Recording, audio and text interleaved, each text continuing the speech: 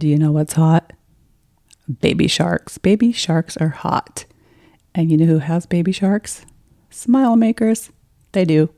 They have baby shark stickers, water games, band-aids, also decals, like room decals if you have a pedo office or if you have children that you see in your office or maybe for your home. There's little decals you can put on your walls, super cute. Rings too. So check out smilemakers.com and check out the cute little baby sharks. Yeah, and use code DAP20 for 20% off of your baby sharks. DAP20, 20% off any order. It doesn't have to be a baby shark. Check them out. Smilemakers.com. DAP20. Welcome back to the Dental Elements podcast. In this episode of the podcast, the element we will be talking about is not beer, but standard operating procedures and not having them. Our guest today is Dr. BJ Moorhead, known as Dr. Checklist, and he is going to be sharing his story of why checklists and standard operating procedures are so important. He is a dentist who practices in Kentucky, and he is also a speaker who speaks on various topics, including this one. So this is a special treat for you guys. If you want to hear more about him and get some more information, you can head on over to our website at rooteyuan.com. Also in our show notes, you can follow the links. We hope you enjoy this episode and share the knowledge.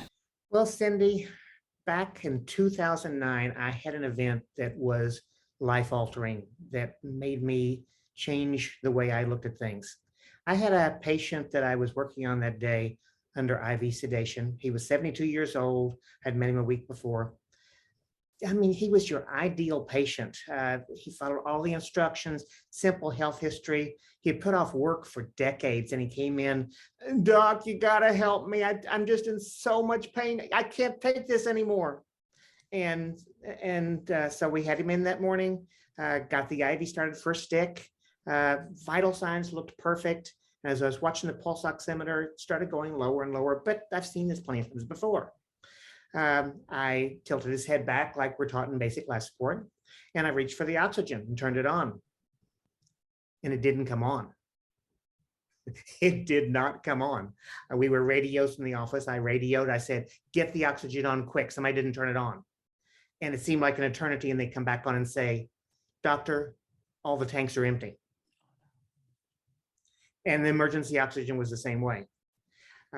Long story short, I did what no one should do during an emergency. I panicked. And I started lashing out at my staff, which made things way worse. Finally, one of them took me aside, looked me straight in the eye, and they said, "Doctor, get it together. You're not accomplishing anything with this." And it unrattled me, and I realized, geesh, I've got a reversal agent. And I gave him the reversal agent. He was fine. I was even able to keep the appointment. But I realized that day we had to do something different. We needed safety. We needed a way to be able to error-proof the office. And that's when I got interested in standard operating procedures, SOPs. You can look at SOPs in other industries. Look at the Golden Arches, McDonald's. We don't go back there because it's necessarily great food, but we still go back because they have consistency. No matter what time of day, no matter which McDonald's restaurant, you get consistency. And we go to Starbucks and we order 2 pumps of this and no foam and whatever and all this complicated stuff. And they nail it every time because they use systems. Right. And systems are super important, not just for good coffee and good French fries, but for life-saving events potentially. So super important that we have those. There is a surgeon that headed the World Health Organization back about 15 years ago. His name is Atul Gawande, and many of your listeners may have heard of or even read the book, The Checklist Manifesto. He revolutionized through the World Health Organization how medicine does their practice by adding the same approach that aviation does. Aviation, 80, 90 years ago, they were building these planes with all these knobs and buttons, and they were crashing them. And they realized they had to do something different. And that's when aviation added discipline. If medicine can do it, certainly dentistry can't. But in dentistry, and dentists are guilty of it, hygienists are guilty of it. We've got this mindset of it's all up here. But then we expect our dental assistants and our business assistants to perform at that same level, whether they've got a college degree, a high school degree, and we overcomplicate things. And systems will let us simplify. There's a quote that Albert Einstein is attributed to that says uh, basically that genius is taking the complex and making it simple. Yes. I like that for sure. Because yeah, it's not, if it doesn't work, if you can't understand it, if it's not simple, it's too much, especially for emergency situations and Well, not just for understanding. emergencies, Yeah. because To you prevent see in emergencies. dental offices, we make the same mistakes all the time. I would dare say the average dentist daily has to sit and wait for the dental assistant to run to sterilization and get things several times a day. And that slows down things. It adds potential for errors. Just having a list that you can, let's say someone is not experienced, they've got a list and they learn to train more quickly. But someone that's experienced, they set up for the procedure, they bring up the list, they take 15 seconds to look down, cha-ching, and they look like they really have their act together because they got it every time. Yeah, I love that. So what kind of checklist do you recommend in a practice? Like you're talking about setting up the trays like an assistant. Sometimes I'll go into offices and I'll see they'll have a checklist about like a picture of the tray and how it should be set up and where the instruments should be. So that way it is the same every time. So you know exactly where to go if you do have a different assistant or somebody, God forbid a hygienist has to assist. We make the worst assistants, but that would be great because sometimes you need to fill in, if be able to jump in and take over and know that information where things And are. it makes cross training very practical too. Yes. I teach several ways to be able to accomplish it. You can definitely go it on your own. That's how I started for sure, because there weren't any pre-built checklists. I started with an Excel spreadsheet and a Word file, and the Word file had all kinds of hyperlinks for what we need to bring into the room each step of the way. There is a software out there called Jolt that comes absolutely blank for about $50 a month that you can put things in to have a digital form. Disclosure, I own a company called StreamDent, and it is pre-built checklists that you can customize that will do it for you. And when the last time I lectured, I was showing the pre-built approach, but you've got to customize it for it to work. And one of the dentists wrote that it's not practical because there's too much to do. It's just overwhelming. But if you look at and think about it, whether it's the do-it-yourself approach or you're going to take some templates, if you simply will customize operative procedures, endo, oral surgery, root planing, your exams on the clinical side, with just those few things, you probably have 95% of the things that you do in dentistry every day. So it doesn't have to be all-encompassing thing. And with the pre-built approach that I've got hundreds of things documented, but 95% of them are just those few things that I just named. Yeah, that's great. So on the StreamDent, so you go in and it's kind of a template where you can go in and put your own information that pertains to your practice. Is that That's right. what it does? Okay. Have you heard of a concept called a relational database?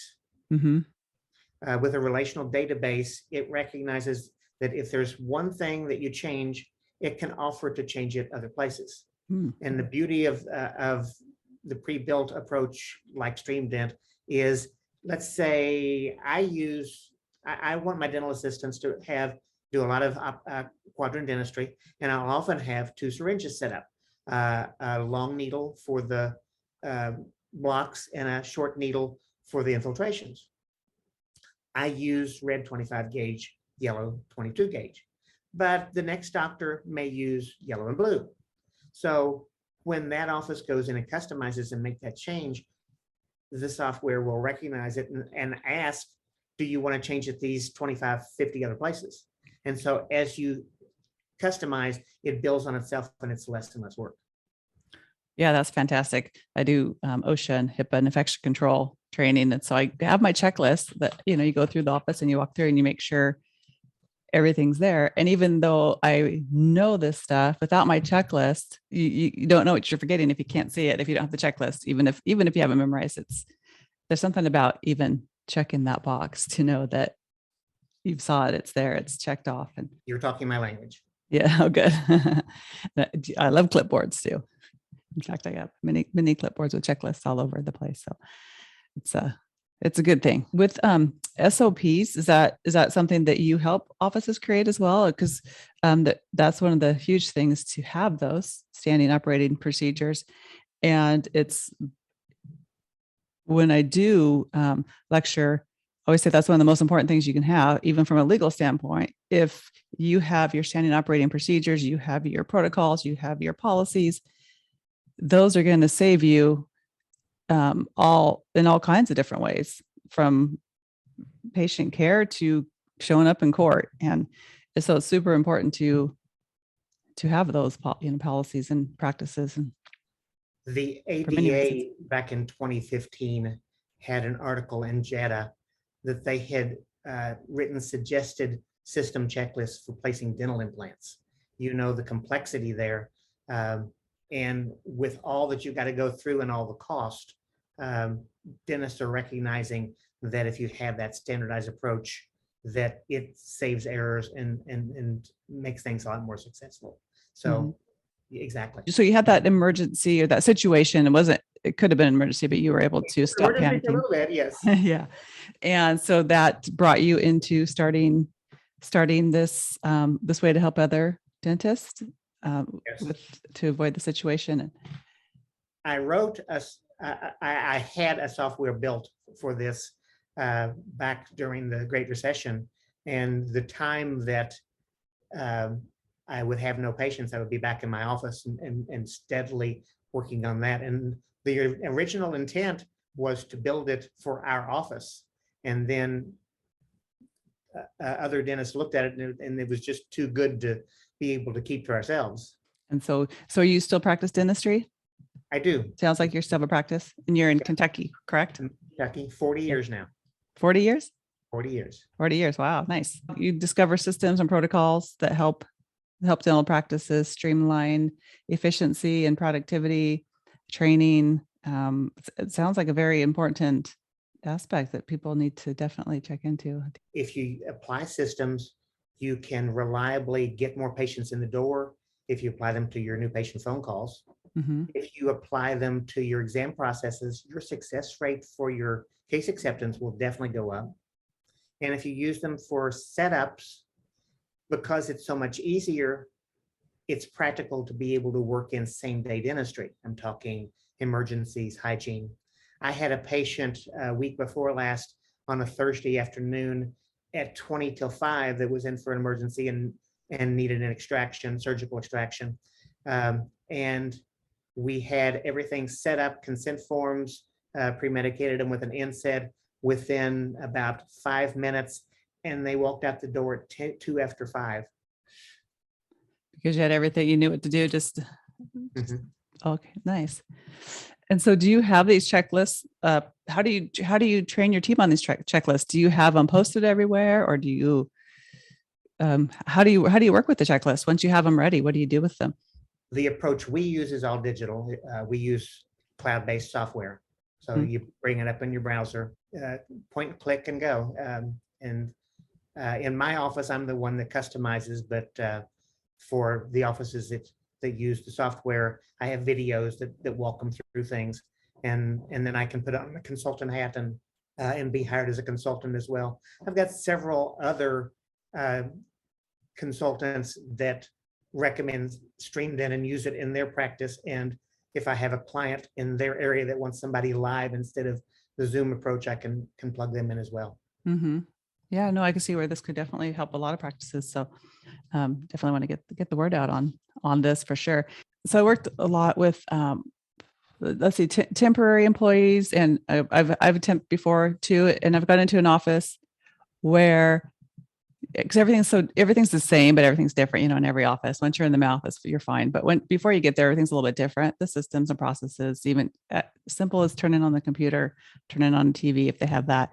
And so one time I went into this office and there was a checklist in the cupboard. I was like, it was like a dream, like a temping hygienist dream to see exactly, seriously, how to turn on the TV, simple things, because, so many buttons and cable and lights, and it just told you every question you needed to have. And I thought that's brilliant, because I've also worked with temps and had that they come in and ask you every 2 minutes how to do something as simple as turning on the TV. And so to have that, not only are they helping the person coming in, filling in, but they're helping the rest of the team not being disturbed all day long with these questions. And think about this one on the business office side. If you have a list of time codes pre-built, they can click in and be able, or look at them on paper and be able to look up things quickly. But how about the new business assistant that just started in your office, and they answer the phone and they get asked a question about, do you take my insurance? Typical is put them on hold, go run, and they're on hold for a minute, half minute, maybe a minute and a half, come back. But that goes on over and over again. And then even worse, someone calls and says, I've got a temporary crown off. What do you do? Well, if you build a list of FAQs and a list of special circumstances, and you have pre-answered how to handle that situation, then there's no put on hold. I mean, the temporary crown would be put them on hold, go back and ask the dentist, and 5 minutes later, you get back to the patient, right? But my team has that at their fingertips all the time. And if they get a question that's not in the list, you add it to the list. Yes, because how many times you ask the same question? Mm-hmm. Yeah, you can make your own little list, but these little pieces of paper you're going to lose. And so that is great, especially now since people are hiring new employees, and training it's a lot of time and energy, and it does take away from the other team members and what they're trying to achieve. So it really slows down production, lack of a better word, but it slows down time and efficiency. So to have these systems in place, you can, have all the answers at their hand. It makes them feel better too, because they don't have to go ask. They don't have to feel stupid or go ask questions, and they have the answers right there. And I'm in rural Kentucky, and we don't get many situations to hire someone that's worked in a dental office before, either front or back office. The industry standard for developing a competency, and I define competency as they know what they're doing, or they know how to be able to look it up on their own. The industry standard in dentistry is 3 to 6 months to accomplish competency. I can regularly accomplish it in both settings in 1 month, and have done it over and over again. And there's another bad thing about training team. You see, if Mary was trained by the doctor on how to pour that model using the vibrator and a thing that mixes for them, and how to pour it in and not trap bubbles, but then Mary has to teach Debbie, and then Mary's gone, and then Debbie teaches Sue, and by the time Sue learns it, it's nothing like what the doctor taught. By using the systems approach, and ideally even some videos for things like that, then you get rid of the tribal training problem.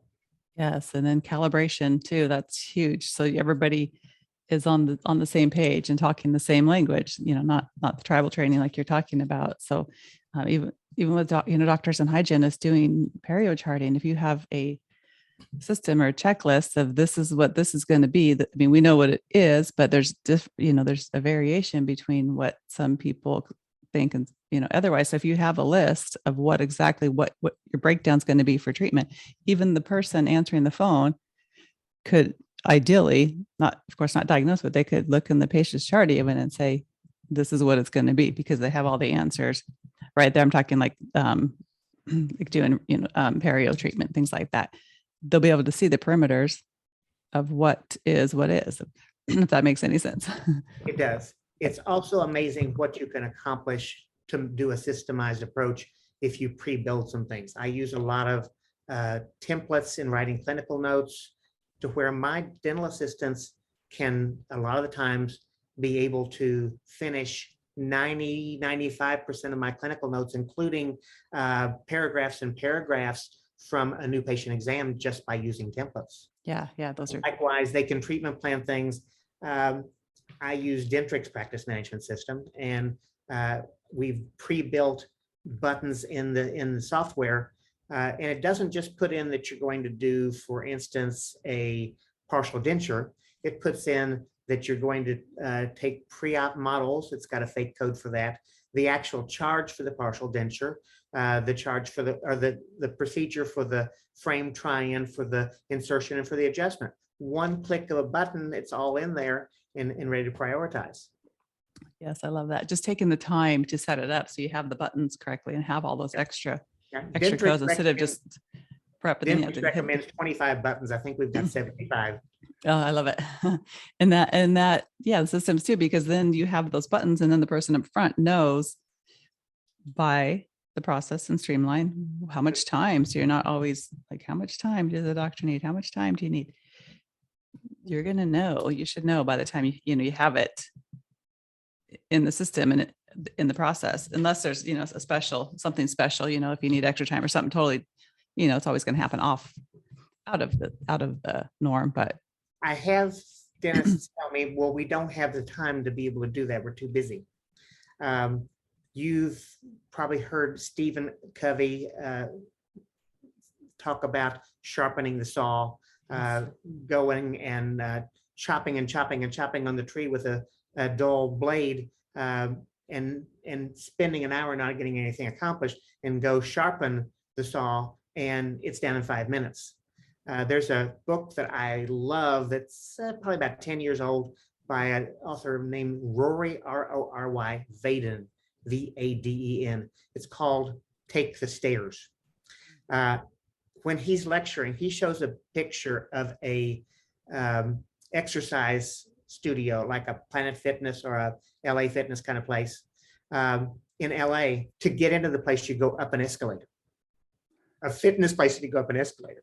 But he has several principles. He interviewed very successful people and came up with some principles. And one of them is short-term easy, long-term difficult, short-term difficult, long-term easy. And it's the approach of sharpening the saw. If you make the time to get organized, build the system, you'll save so much time drastically. And the classic approach that he mentions is, if you get a new credit card and you go out and you go to the mall and you come out with all these bags of stuff, and then you go to the bar and you